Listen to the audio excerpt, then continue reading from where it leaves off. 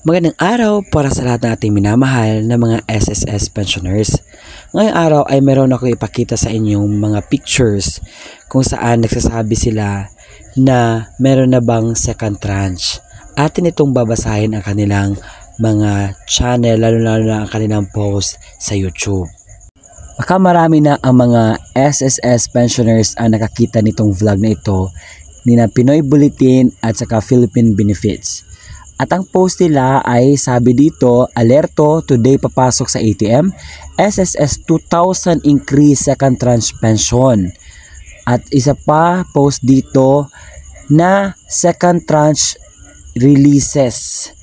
Ibig sabihin na-release na po daw. Totoo ba itong mga post nila? May katuturan ba ito?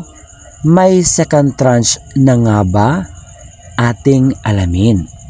Isa sa aking mga viewer nag-comment noong vlog ko patungkol sa SSS Pensioners Update. At ang comment niya, wala pa daw 1K, 2K na naman na pension increase. Sabi niya nito, sinungaling ito.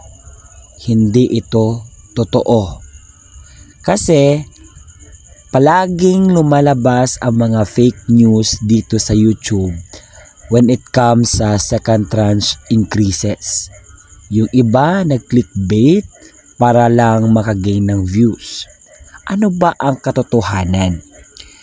And I really suggest sa lahat ng mga senior citizens na wala pa pong update sa second tranche na increase sa inyong pensyon. Kahit na i-google ninyo lahat ng mga information na needed for that question, kung meron na bang second tranche, wala pa po.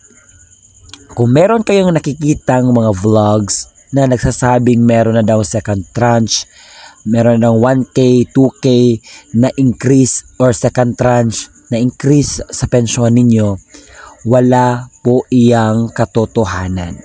Lahat lamang po iyan ay fake news at sinasabi lang po nila yan para makakuha po ng views.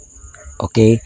Dahil gusto nila na ang mga SSS pensioners ay ma-hook kung ano ba yung update. Dito po kayo or marami po mga vloggers na nagsasabi po sa katotohanan patungkol sa second tranche. And I hope na you would listen and you would verify those informations na nakuha ninyo sa mga vlogs. Dahil yung iba nagko-comment sa akin kahit na binigay ko naman po yung mga legit source at mga website kung saan babasahin ang mga articles regarding to this. Please, do verify the information na kinuha nyo sa vlog lamang. Kasi yung iba, at saka i-filter nyo din kung ano yung mga sinasabi nila. At kung na-feel ninyo na hindi totoo ang kanilang binavlog, please, do report their channels. Dahil hindi ko po alam yung mga nagko-comment sa akin, galit na galit ang mga senior citizens just because they have watched any videos that talks about the second tranche increase. And there is no information ni si SSS, wala siya pong binigay na anong tawag dito, announcement na meron na pong second tranche. And as of this moment, meron pong bagong president ang SSS na kung saan inaantay pa natin ang kanyang update patungkol po sa second tranche kung feasible ba or hindi.